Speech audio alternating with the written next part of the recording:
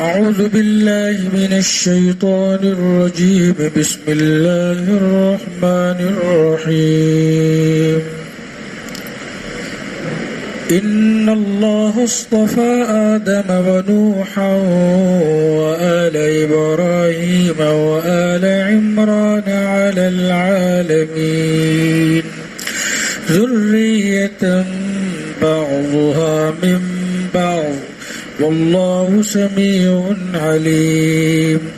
إذ قالت امرأة عمران رب إني نذرت لك ما في بطني محررا فتقبل مني إنك أنت السميع العليم.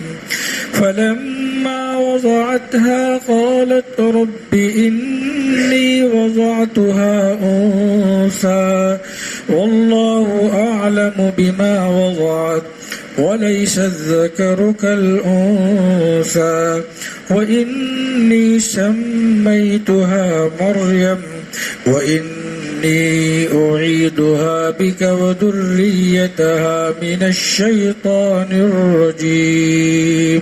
صدق الله العظيم. یہ آیات جو تلاوت کی گئی ہے، ان آیات کا تعلق سورہ آل عمران سے ہے. گزشتہ کل سورہ بقرہ کا خلاصہ آپ کے سامنے پیش کیا گیا تھا. آج سورہ آل عمران کی بعض منتخب اور چیدہ باتیں آپ کے سامنے پیش کی جا رہی ہے. اس کو آل عمران کیوں کہا گیا؟ اس کی وجہ ہے کہ حضرت عمران کا تذکرہ ہے. عمران کون تھے؟ یہ بیت المقدس کے امام تھے، جہاں آج کل لڑائی جاری ہے، یہودیوں کے قبضے میں ہے اور گھمسان کی لڑائی ہو رہی ہے. نہتے فلسطینیوں کو مارا جا رہا ہے، اجارا جا رہا ہے. تقریباً 30,000 سے زیادہ چھوٹے چھوٹے بچے، عورتیں، بوڑھے شہید ہو چکے ہیں. بڑا ظلم و ستم کیا جا رہا ہے. اسی بیت المقدس کے وہ امام تھے. ان کی بیوی حنا، انہوں نے منت مانی تھی کہ میرے یہاں جب لڑکا پیدا ہوگا تو میں بیت المقدس کے لیے اس لڑکے کو وقف کر دوں گی. بڑے نرالے انداز میں اللہ تعالیٰ نے اس کو بیان فرمایا ہے. آپ غور کیجئے، حضور اکرم صلی اللہ علیہ وسلم ایک امی تھے. اس امی کو آسمان سے یہ معلومات فراہم کی جا رہی ہے. قرآن کے الفاظ ہے کہ عمران کی بیوی نے نظر مانی، معافی بطنی محررہ، میرے پیٹ میں جو بچہ ہوگا میں اسے بیت المقدس میں یا مقدس میں دے دوں گی. اس کے اثرات ہمارے اندر آج بھی پائے جا رہے ہیں. بہت سے لوگ سوال بھی کرتے تھے، کئی خواتین سوال کرتی ہے کہ ہم نے اپنے اس بچے کو مسجد میں دے دیا تھا، اب ہم اس کو کیسے چھڑائیں؟ میں نے کہا ہماری شریعت میں تو یہ ہے ہی نہیں. جب اس کو مسجد میں ہم نے دیا ہی نہیں تو چھڑانے کا کوئی مسئلہ ہی نہیں ہے. تو یہ تو پہلی شریعت میں تھی کہ یہ بات کہ جب بچہ پیدا ہو تو اس کو مسجد کی صفائی کے لیے، اس کی خدمت کے لیے وقف کر دیا جاتا تھا، جیسے قرآن میں ہے. جب فلما وضع تھا، جب حنا کے یہاں بچہ پیدا ہوا تو لڑکا نہیں بلکہ لڑکی تھی، تو بڑے افسوس کے ساتھ کہا انی وضعتها انثى، ارے یہ تو لڑکی پیدا ہوئی. اللہ زیادہ جانتے ہیں کیا پیدا ہوا. اب اس کا نام مریم رکھ دیا.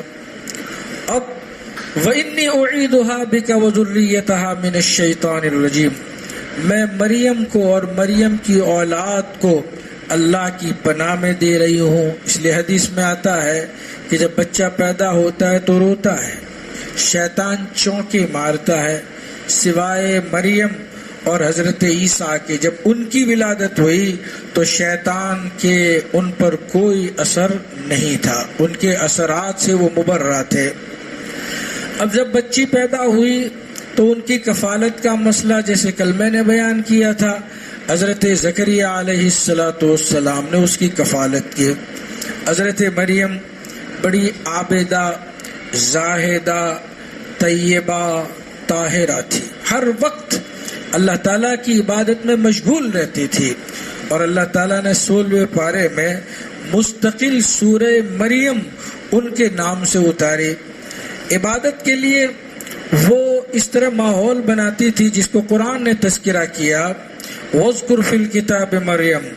حضور اکرم صلی اللہ علیہ وسلم سے کہا گیا کہ آپ کتاب میں مریم کا تذکرہ کیجئے، صحابہ کرام کو سنائیے۔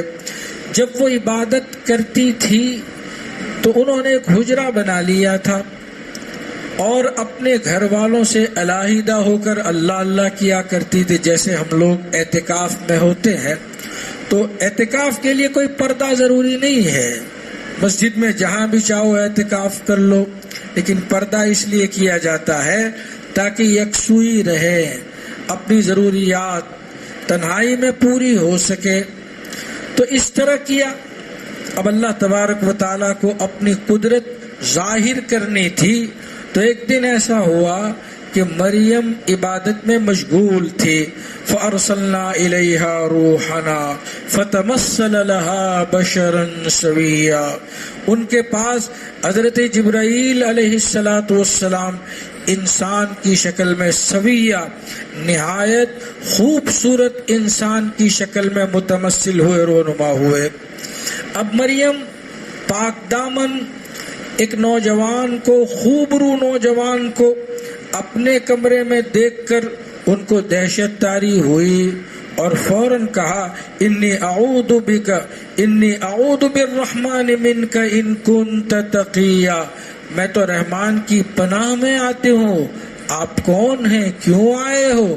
اگر آپ کے اندر تقوی ہے، طہارت ہے، پاکیزگی ہے، پڑے ہٹو، چلے جاؤ۔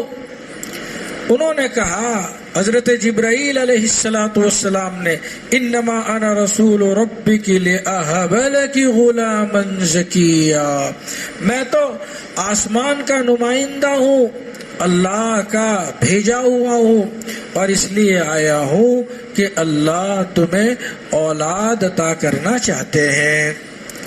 حضرت مریم کے دل میں فوراً یہ بات آئی اور زبان پر اتری، کہا کہ ارے بچہ تو 2 وجہ سے پیدا ہو سکتا ہے، یا تو جائز تعلق یا ناجائز تعلق، 2 میں سے ایک بھی نہیں ہے۔ میں نے تو شادی نہیں کی، میں تو کنواری ہوں۔ اب بھی عیسائی لوگ ان کو کنواری مریم کہتے ہیں اور واقعی کنواری ہے۔ یا تو ناجائز تعلق، صاف کہہ دیا، انا یکون لی غلام ولم یمسسنی بشر ولم اکو بغیہ، میں کوئی فاحشہ تھوڑی ہوں۔ قال کذالک قال ربک هو علی ہین، کہا ایسے ہی ہوگا، کنواری ہوتے ہوئے بچہ پیدا ہوگا۔ اللہ تبارک و تعالیٰ کو اس کی کوئی ضرورت نہیں ہے۔ یہب لمن یشاء اناثا ویہب لمن یشاء الذکور او یزوجہم ذکرانا واناثا ویجعل من یشاء عقیما۔ اللہ جس کو چاہتے ہیں بیٹیاں عطا کرتے ہیں، جس کو چاہتے ہیں بیٹے عطا کرتے ہیں، جس کو چاہتے ہیں بیٹے اور بیٹیاں بھی عطا کرتے ہیں۔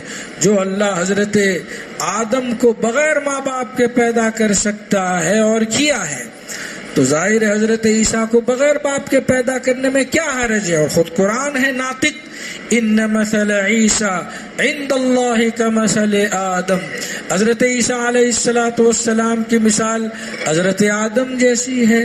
آدم کو بغیر ماں باپ کے پیدا کیا، حضرت عیسیٰ کو بغیر باپ کے پیدا کیا۔ حضرت مریم علیہ السلام کو جب حضرت جبرائیل علیہ السلام نے پھونک ماری تو وہ حاملہ ہو گئی۔ اب حاملہ ہو جانے کے بعد جب ان کے ایام پورے ہوئے اور درد ذہ شروع ہوا، اب ظاہر ہے آپ اندازہ لگاؤ ایک کنواری جو ماں بننے والی ہو اور سماج اور سوسائٹی میں جس کا مقام ہو، اب بتلاؤ ایک مذہبی رہنما کی بیٹی ہو، لوگ ان کو اچھی اور پاک نگاہ سے دیکھتے ہو، سماج سوسائٹی میں ان کا نام ہو، وہ اگر بدنام ہو جائیں تو کیا حال ہو۔ معلوم ہے ابھی چند دنوں پہلے بلکہ کچھ مہینوں پہلے ایک پنڈت نے خودکشی کر لی تھی، کچھ گھوٹالہ ہو گیا تھا، بدنامی کے ڈر سے خودکشی کر لی تھی۔ تو بدنامی ایسی چیز ہے، کوئی بدنامی نہیں چاہتا۔ تو ظاہر حضرت مریم علیہ الصلاۃ والسلام کو یہ فکر دامنگیر ہوئی، فَأَجَاءَهَا الْمَخَاضُ إِلَى جِذْعِ النَّخْلَةِ قَالَتْ يَا لَيْتَنِي مِتُّ قَبْلَ هَذَا وَكُنْتُ نَسِيًّا مَنْسِيًّا۔ درد ذہ ان کو کھجور کے تنے کے پاس لے آیا، کھجور کا جو درخت تھا اس کے تنے کے پاس لے آیا اور کہا کاش کہ میں ان احوال سے پہلے ہی مر جاتی، میں بھولی بسری ہو جاتی، کوئی مجھے نہ جانتا۔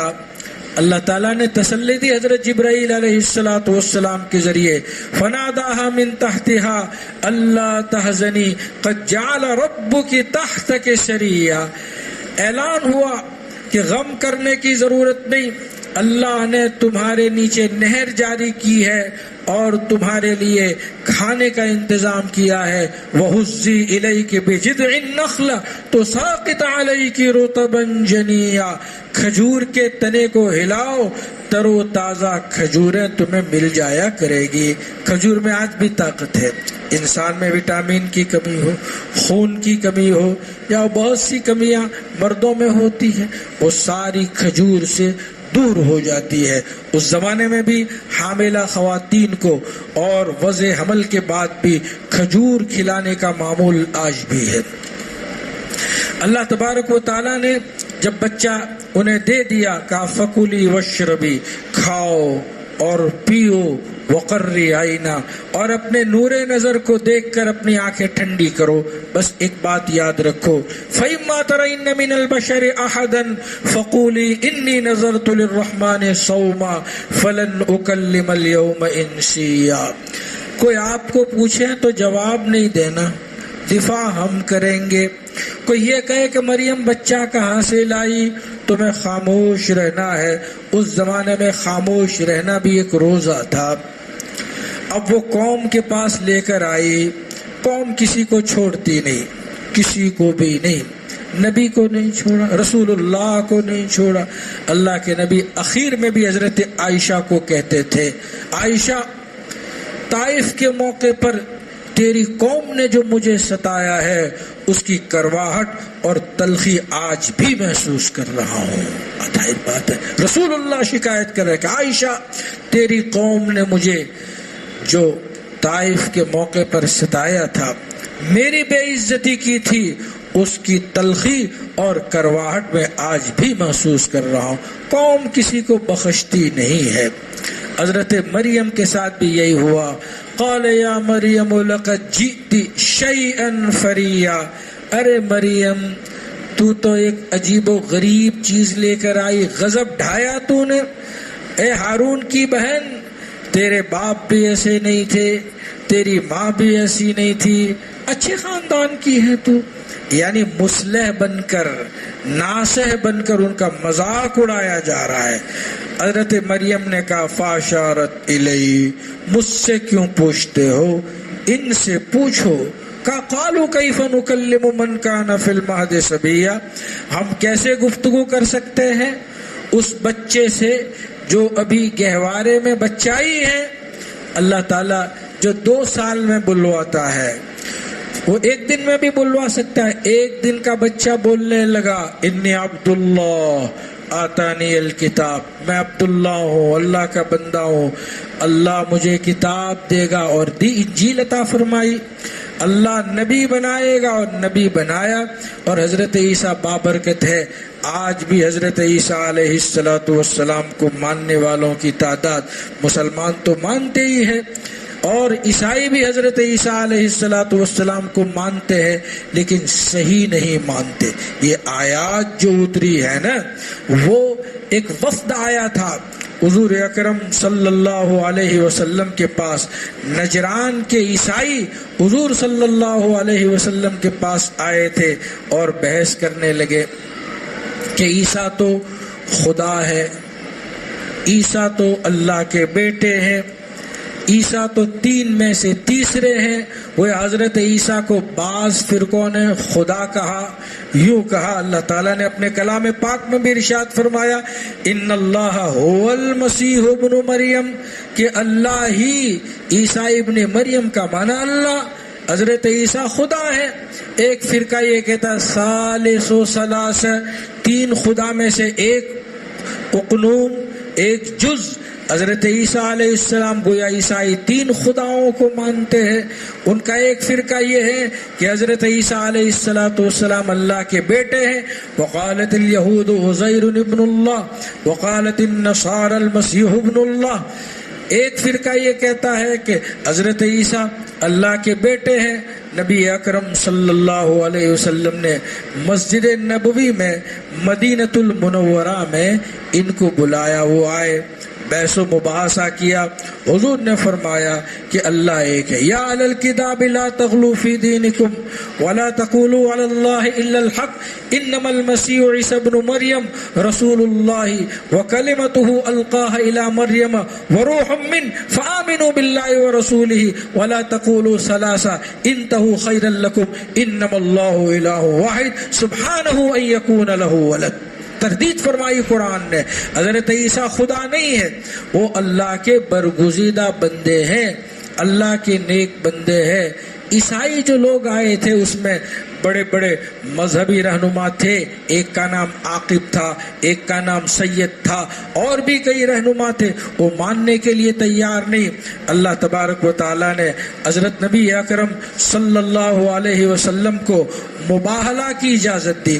مباہلہ کا مطلب یہ ہے کہ اگر کوئی حق بات کو تسلیم نہیں کرتا تو ان کو چیلنج کیا جائے، آؤ میدان میں، تم اپنے لوگوں کو لے کر آؤ، ہم اپنے لوگوں کو لے کر آئیں، اور اللہ سے یہ دعا مانگے اللہ جو سچا ہے اس کو برقرار رکھ اور جو باطل پر ہے اس کو ہلاک کر اور اس پر تو اپنی لعنت بھیج۔ قرآن کے الفاظ ہے فمن حاجک فیہ من بعد ما جاءک من العلم فقل تعالوا ندعو ابناءنا وابناءکم ونساءنا ونساءکم وانفسنا وانفسکم ثم نبتہل فنجعل لعنت اللہ علی الکاذبین۔ اللہ نے اپنے نبی سے کہا کہ کوئی آپ کے پاس علم آ جانے کے بعد، کون سا علم؟ کہ حضرت عیسیٰ خدا نہیں ہے، حضرت عیسیٰ اللہ کے برگزیدہ بندے ہیں، اس علم کے آ جانے کے بعد بھی آپ سے بحث و مباحثہ کر رہا ہے، ان کو کہو تعالو آؤ ندو ابنانا و ابناکم، ہم اپنی اولاد کو بلائیں، تم اپنی اولاد کو بلاؤ۔ اللہ کے نبی علیہ السلام نے اپنے گھر والوں کو، حضرت فاطمہ وغیرہ کو بلایا، وَنِسَاءَنَا وَنِسَاءَكُمْ، تم اپنی عورتوں کو بلاؤ، ہم اپنی عورتوں کو بلائیں، وَأَنفُسَنَا وَأَنفُسَكُمْ، ہم اپنے لوگوں کو بلائیں، تم اپنے لوگوں کو بلاؤ۔ حضرت علی کو آپ نے ساتھ لیا اور یہود عیسائیوں سے کہا آؤ میدان میں فیصلہ ہوگا۔ اب ظاہر ہے وہ پادری تھے، جانتے تھے، سمجھتے تھے، انہوں نے کہا ایک دن کی مہلت ہم مانگتے ہیں، اس کے بعد فیصلہ کریں کہ اب میدان میں آ کر مباہلہ کریں یا نہ کریں۔ اللہ کے نبی علیہ السلام نے ایک دن کی ان کو مہلت دی۔ اب جب یہ اپنی خلوت گاہ میں پہنچے، اب دیکھیے اللہ کے نبی کا اکرام، دیکھیے اس پورے وفد کو مسجد نبوی میں ٹھہرایا، اور جب نماز کا وقت آیا تو مسلمانوں نے اپنی نماز پڑھی، اور اسی مسجد نبوی میں نجران کے نصارا نے اپنی نماز پڑھی۔ اب بتلائیے، مذہب کا اختلاف ہے لیکن حضور کا دل کتنا وسیع ہے، مسلمان اپنی نماز پڑھ رہے ہیں، عیسائی اپنی نماز پڑھ رہے ہیں۔ بہرحال ان کا قبلہ اور تھا، ہمارا قبلہ اور تھا، اللہ کے نبی نے ان پر کوئی اعتراض نہیں کیا، مسجد نبوی میں ان کو ٹھہرایا۔ پھر اس کے بعد یہ لوگ جب خلوت گاہ میں پہنچے تو آپس میں بحث و مباحثہ کیا کہ ہم کو معلوم ہے کہ ایک آخری نبی آنے والے ہیں، اور جو علامتیں ہیں وہ ان میں پائی جا رہی ہے. مان لو کہ یہی آخری نبی ہے اور تم مباہلہ کرو گے تو بچ نہیں پاؤ گے، جل کر راکھ ہو جاؤ گے، ڈھیر ہو جاؤ گے، تمہاری نسلوں تک اس کے اثرات باقی رہیں گے. ڈر گئے. پھر دوسرے دن حضور صلی اللہ علیہ وسلم کے پاس آ کر انہوں نے اپنا پورا پروگرام ملتوی کر دیا اور جزیہ دینے پر منظوری اختیار کر لی کہ ہم جزیہ دے کر آپ کی ماتحتی میں رہیں گے. حضرت عیسیٰ علیہ السلام اللہ تبارک و تعالیٰ نے ان کو اپنے کلمہ کن سے پیدا فرمایا تھا، تو ظاہر بات ہے ان کو معجزات بھی عطا فرمائے تھے. معجزہ کس کو کہتے ہیں؟ معجزہ کا معنی عاجز آ جانا، یعنی کوئی فرد بشر، کوئی انسان اس کو کر نہیں سکتا. حضرت عیسیٰ علیہ السلام کو جو معجزات عطا فرمائے تھے، قرآن نے اس کو 2 جگہ ارشاد فرمایا ہے، 3 پارے میں، 7ویں پارے میں. پہلا معجزہ ان کا یہ تھا، انی اخلق لکم من الطین کہیئۃ الطیر فانفخ فیہ فیکون طیرا باذن اللہ. حضرت عیسیٰ علیہ السلام مٹی لیتے تھے اور مٹی کا پرندہ بناتے تھے اور پھر اس میں پھونک مارتے تھے، وہ زندہ ہو جاتا تھا اور پھر وہ اڑ جایا کرتا تھا. ایک معجزہ تھا. دوسرا معجزہ حضرت عیسیٰ علیہ السلام کے یہ تھا، وَأُبْرِئُ الْأَكْمَحَ وَالْأَبْرَصَ وَأُحْيِي الْمَوْتَى بِإِذْنِ اللَّهِ وَأُنَبِّئُكُم بِمَا تَأْكُلُونَ وَمَا تَدَّخِرُونَ فِي بُيُوتِكُمْ إِنَّ فِي ذَلِكَ لَآيَةً لَكُمْ إِن كُنتُم مُؤْمِنِينَ.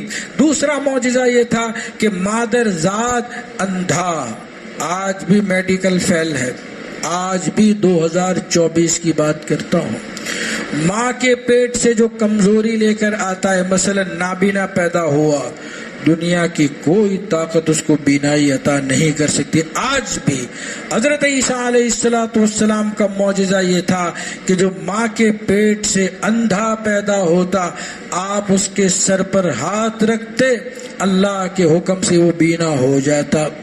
ابرص جو سفید داغ کی جو بیماری ہے، وہ لا علاج اس زمانے میں بھی تھی، لا علاج اس زمانے میں بھی ہے. جو آدمی علاج تو کرتا ہے لیکن ذرا کوتاہی کی تو وہ دگنا سود کے ساتھ بڑھ جایا کرتی. آنکھوں سے دیکھا اس لیے کہہ رہا ہوں. ابرص حضرت عیسیٰ علیہ السلام کوڑی کو اچھا کر دیتے تھے، اور لطف کی بات یہ ہے کہ مردے کو زندہ کر دیتے تھے. حضرت عیسیٰ علیہ السلام نے کئی مردوں کو زندہ کیا. وَأُحْيِي الْمَوْتَى مردوں کو بھی زندہ کر دیتے تھے، لیکن بِإِذْنِ اللہ. آپ قبر پر جاتے اور کہتے قم بِإِذْنِ اللہ، بِإِذْنِ اللہ کہتے تھے، اللہ کے حکم سے کھڑے ہو جاؤ. وہ اللہ کے حکم سے کھڑے ہو جایا کرتے تھے، پھر لوٹ جایا کرتے تھے. یہ حضرت عیسیٰ علیہ السلام کا چوتھا معجزہ تھا. پھر گھر میں کیا چیزیں رکھی ہوئی ہے وہ بتلا دیتے تھے، گویا یہ ثابت کرنے کے لیے کہ میرا تعلق اس ذات گرامی سے ہے جو دلوں کے بھید کو جانتا ہے، جو علیم بذات الصدور ہے، جو ہر چیز سے واقف ہے. نبأنی العلیم الخبیر سے میرا تعلق ہے.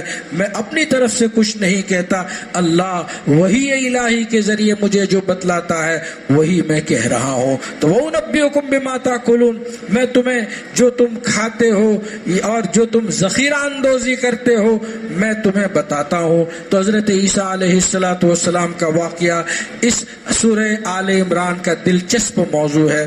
اس کے علاوہ غزوہ بدر کا بھی تذکرہ ہے، انشاءاللہ کل کریں گے. غزوہ احد کا بھی تذکرہ ہے، مختصر ان کو بھی شامل کر لیں گے.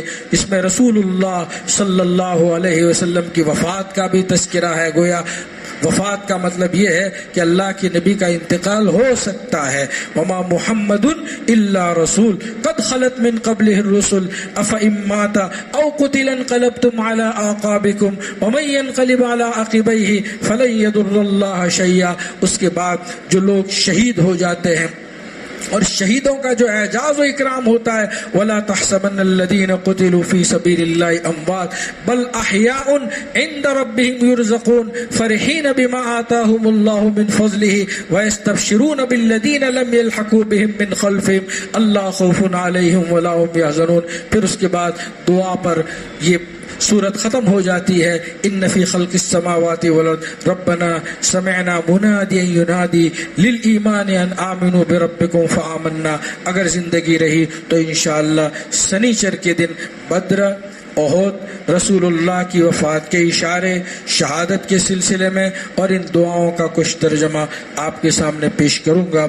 और इंशाअल्लाह जब तक हयात रहेगी सूरह आले इमरान है, उसके बाद सूरह निसा में क्या है, उसके बाद सूरह माइदा में क्या है, सूरह अनाम में क्या है, सूरह आराफ में क्या है, जो चीदा चीदा मज़ामिन। वैसे कुरान की हकीकत को बयान करना हम में से किसी के बस की बात नहीं। मौलाना अबुल कलाम आज़ाद रहमतुल्लाह अलैह बड़े मुफस्सिर गुजरे हैं, उन्होंने बड़ी अच्छी बात कही कि लोग जब कलाम इलाही की बुलंदी को नहीं पहुंच पाए तो उसको नीचे ले आए, यानी ऊपर नहीं चढ़ पाए तो कुरान को नीचे ले आए। ये हाल है हमारा। बहरहाल कुरान कुरान है और हम खुशकिस्मत हैं कि हम कुरान को मानने वाले। इस पर हमें फख्र होना चाहिए कि हम एक अल्लाह को मानते हैं, कुरान को आखिरी किताब मानते हैं और रसूलुल्लाह को आखिरी रसूल तस्लीम करते हैं। उस पर हर मोमिन को फख्र होना चाहिए। अल्लाह हमें वो कैफियत अता फरमाए। सुभान अल्लाह।